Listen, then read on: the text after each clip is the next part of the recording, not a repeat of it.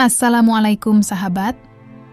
Kali ini, kita akan simak kisah menarik tentang seorang anak bernama Daniel yang berjuang mencari jawaban atas pertanyaan yang mengubah hidupnya. Terima kasih kepada yang sudah like dan subscribe.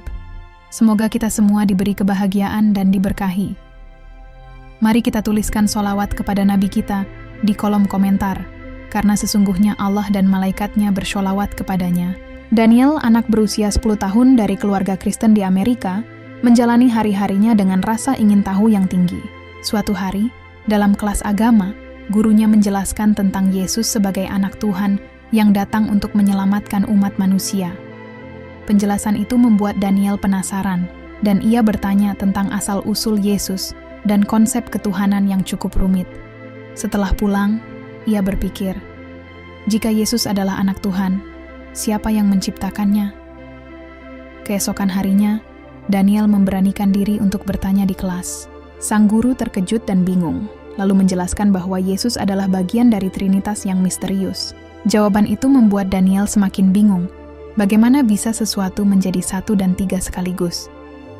Setelah kelas, ia mendekati guru untuk meminta penjelasan lebih lanjut, tapi hanya disarankan untuk menerima dengan iman.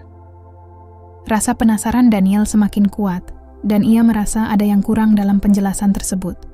Ia mulai bertanya kepada guru-guru lain di sekolah, namun mendapat jawaban yang bervariasi. Guru matematika menyebutnya misteri ilahi, sedangkan guru sains menyarankan untuk fokus pada pelajaran. Ketidakpuasan ini membuat Daniel merasa bingung, karena tidak ada jawaban yang logis dan memuaskan. Ia mencoba membaca buku-buku agama di perpustakaan sekolah, tetapi bahasanya sulit dipahami. Rasa frustrasi mulai muncul, tetapi semangat Daniel untuk menemukan jawaban tetap membara. Beberapa temannya mulai menghindari Daniel karena menganggap pertanyaannya aneh. Namun, hal itu tidak menghentikannya. Ia terus mencatat pertanyaan lain yang muncul di benaknya, berharap untuk suatu saat menemukan jawaban yang tepat. Setelah merasa tidak mendapatkan jawaban di sekolah, Daniel memberanikan diri untuk berbicara dengan orang tuanya saat makan malam. Ia mengajukan pertanyaan yang diharapkan dapat mendapatkan penjelasan lebih baik.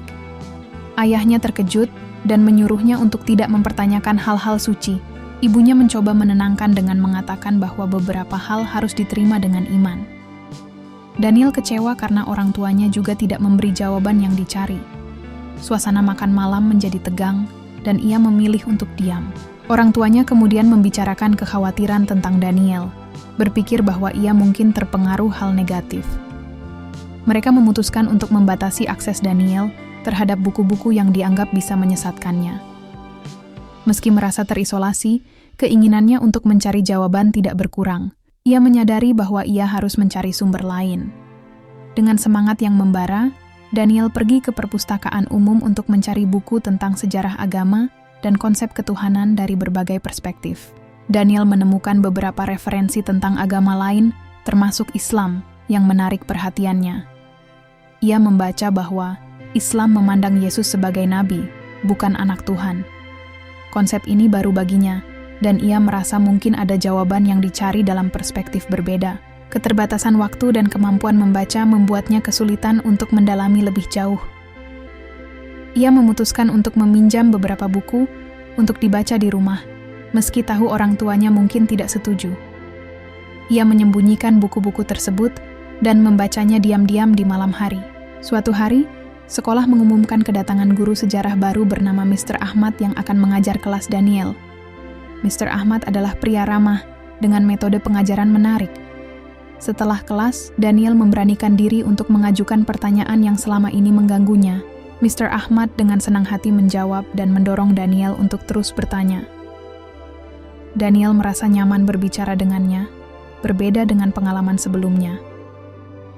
Ia merasa mungkin inilah orang yang bisa membantunya memahami pertanyaannya tentang Yesus dan ketuhanan.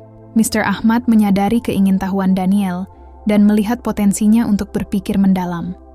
Setelah pertemuan ini, Daniel semakin tertarik mempelajari Islam. Suatu hari, Daniel mengumpulkan keberanian untuk bertanya kepada Mr. Ahmad, "Siapa yang menciptakan Yesus?" Mr. Ahmad tersenyum dan menjelaskan bahwa dalam Islam, Yesus dianggap nabi yang dihormati, bukan Tuhan. Penjelasan ini mengejutkan Daniel karena ini perspektif baru yang belum pernah ia dengar sebelumnya. Mr. Ahmad menjelaskan konsep ketuhanan dalam Islam, di mana Tuhan adalah satu dan tidak beranak. Penjelasan ini mengisi kekosongan yang dirasakan Daniel dari jawaban sebelumnya. Mereka berbicara cukup lama, dan Daniel merasa mendapatkan pencerahan yang selama ini ia cari. Mr. Ahmad mengingatkan Daniel untuk menghormati keyakinan keluarganya, namun juga mendorongnya untuk terus belajar. Pertemuan ini membuat Daniel semakin tertarik untuk mempelajari lebih lanjut tentang Islam dan konsep ketuhanan. Setelah percakapan dengan Mr. Ahmad, semangat Daniel untuk mencari jawaban semakin besar. Ia mulai membaca lebih banyak tentang Islam, menggunakan sumber yang direkomendasikan Mr. Ahmad. Konsep tauhid memberikan penjelasan logis untuk pertanyaannya. Daniel merasa pemahaman ini lebih masuk akal dibandingkan dengan konsep Trinitas. Ia mulai menulis catatan dan merencanakan diskusi dengan Mr. Ahmad di lain waktu. Di sekolah, ia merasakan ajaran Kristen tidak memenuhi kebutuhannya akan penjelasan rasional. Meskipun demikian, ia berusaha menjaga pencariannya agar tidak menimbulkan konflik. Daniel merasa berada di ambang penemuan besar yang mengubah cara pandangnya tentang kehidupan dan keimanan. Berita tentang Daniel yang mulai mempertanyakan doktrin Kristen mulai menyebar di kalangan guru. Beberapa merasa khawatir bahwa ini dapat mengganggu keseimbangan di sekolah. Kepala sekolah memanggil Mr. Ahmad untuk membahas isu tersebut. Mr. Ahmad menjelaskan bahwa ia hanya menjawab pertanyaan Daniel. Kepala sekolah mengingatkan Mr. Ahmad untuk berhati-hati dalam membahas topik agama. Mr. Ahmad memahami dan berjanji untuk lebih berhati-hati, meskipun ia merasa rasa ingin tahu Daniel seharusnya didukung. Beberapa guru mulai memperhatikan Daniel dengan ketat, berharap mencegahnya menyebarkan ide-ide yang dianggap menyimpang. Beberapa dari mereka mencoba membujuk Daniel untuk kembali fokus pada pelajaran. Daniel merasa tekanan, tetapi itu tidak menghentikannya untuk terus mencari kebenaran. Situasi ini menciptakan ketegangan di sekolah dengan berbagai pandangan tentang apa yang seharusnya dilakukan. Menyadari bahwa diskusi terbuka bisa menimbulkan masalah, Mr. Ahmad menawarkan untuk berbicara dengan Daniel secara pribadi. Daniel menerima tawaran itu, melihatnya sebagai kesempatan untuk belajar lebih banyak tanpa gangguan. Mereka bertemu di perpustakaan, membahas topik mulai dari sejarah Nabi hingga konsep ketuhanan dalam Islam. Penjelasan-penjelasan itu memberikan Daniel perspektif baru. Setelah beberapa waktu, Daniel merasa dorongan kuat untuk mengajukan pertanyaannya kepada pendeta setelah ibadah di gereja. Ia bertanya, "Siapa yang menciptakan Yesus?" Pendeta terdiam sejenak, lalu menjawab bahwa Yesus adalah Tuhan yang menjelma menjadi manusia. Daniel merasa jawaban itu tidak menjawab pertanyaannya. Ia mencoba meminta penjelasan lebih lanjut, membuat pendeta terlihat tidak nyaman. Melihat keraguan di mata pendeta, Daniel semakin yakin bahwa ada sesuatu yang belum terjelaskan dengan baik. Orang tua Daniel memperhatikan percakapan tersebut dan menariknya pergi. Mereka merasa malu dan khawatir, lalu menegur Daniel untuk tidak mengganggu pendeta.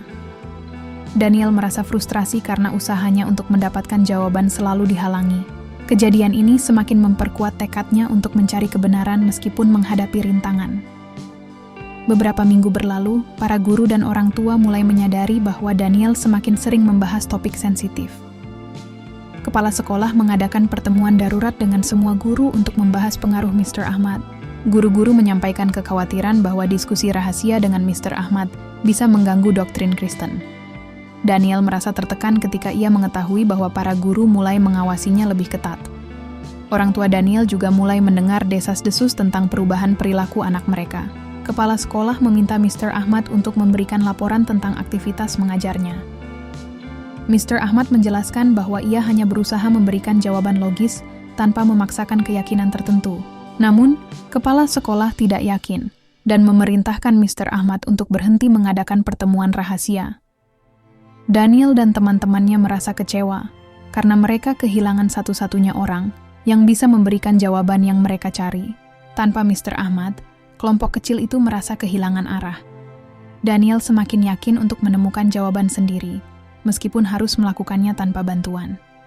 Berita tentang keraguan murid-murid membuat beberapa guru Kristen mulai merenungkan kembali keyakinan mereka. Mereka merasa bahwa selama ini mereka mungkin tidak cukup menjelaskan ajaran agama dengan baik. Beberapa guru merasa bersalah karena tidak dapat memberikan jawaban yang memuaskan.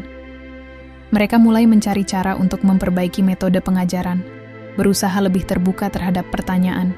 Konflik batin ini menciptakan dinamika baru di antara guru. Beberapa mulai mengikuti kursus tambahan tentang pendidikan agama. Perubahan ini membawa suasana yang lebih terbuka di lingkungan sekolah. Daniel menyadari adanya perubahan positif ini dan merasa lega. Orang tua Daniel mulai menyadari bahwa anak mereka pulang dengan pertanyaan mendalam tentang agama. Mereka khawatir dan mencoba mencari tahu lebih banyak tentang aktivitas anak mereka. Setelah beberapa pengamatan, mereka mengetahui bahwa Daniel sering bertemu dengan Mr. Ahmad. Merasa cemas, orang tua Daniel melarang anak mereka bertemu dengan Mr. Ahmad dan mengawasi aktivitasnya dengan ketat. Ketegangan di rumah semakin meningkat, tetapi Daniel tidak menyerah mencari jawaban. Kepala sekolah mengadakan pertemuan terbuka dengan orang tua dan guru untuk mendiskusikan isu yang muncul. Di pertemuan itu, Daniel memberanikan diri untuk bertanya, mengapa mereka tidak diberi kesempatan untuk memahami pertanyaan mereka? Suasana hening, semua mata tertuju padanya. Kepala sekolah mengundang Mr. Ahmad untuk menjelaskan pandangannya secara terbuka. Mr. Ahmad menjelaskan pentingnya dialog lintas agama. Pendekatan Mr. Ahmad membuat banyak orang tua dan guru mulai melihat perspektif baru tentang agama. Pertemuan tersebut menjadi momen penting yang membuka pintu untuk dialog yang lebih terbuka. Setelah pertemuan terbuka, kepala sekolah mengumumkan bahwa sekolah akan mulai mengadakan sesi dialog lintas agama. Daniel dan teman-temannya merasa antusias, karena akhirnya bisa mendiskusikan pertanyaan mereka tanpa rasa takut. Guru-guru Kristen juga mulai berpartisipasi aktif dalam sesi dialog. Dialog terbuka ini membawa perubahan positif di sekolah, menciptakan lingkungan yang lebih inklusif. Daniel merasa bangga menjadi katalisator perubahan ini dan terus mencari pengetahuan. Pertemuan rutin membuat semua pihak merasa lebih terhubung. Sekolah mulai dikenal sebagai institusi yang mempromosikan dialog lintas agama. Setelah beberapa bulan, banyak guru dan murid menunjukkan minat lebih terhadap agama lain, termasuk Islam. Daniel dan kelompoknya merasa didukung dalam pencarian mereka. Mereka mulai mengadakan klub diskusi agama yang diikuti siswa dari berbagai latar belakang. Klub ini menjadi tempat aman bagi siswa untuk bertanya dan berbagi pengalaman tentang keimanan mereka. Mr. Ahmad sering diundang untuk memberikan ceramah tentang toleransi. Guru-guru Kristen merasa lebih percaya diri dalam menangani pertanyaan agama yang kompleks. Daniel merasa sekolahnya kini lebih terbuka. Ia terlibat dalam kegiatan sosial yang mempromosikan perdamaian, memperkuat perannya sebagai agen perubahan. Setelah beberapa tahun, transformasi di sekolah mencapai puncaknya ketika mayoritas komunitas memutuskan untuk memeluk Islam. Proses ini berlangsung bertahap, dengan semakin banyak siswa dan guru merasa ajaran Islam memberikan jawaban yang logis. Mr. Ahmad memainkan peran penting dalam membimbing mereka. Pada suatu acara, banyak yang menyatakan keinginan untuk memeluk Islam, menandai perubahan signifikan dalam identitas keagamaan sekolah. Orang tua Daniel, yang awalnya khawatir, akhirnya menerima keputusan anak mereka. Sekolah itu menjadi contoh inspiratif bagi institusi lain, menunjukkan bagaimana dialog lintas agama dapat membawa perubahan positif.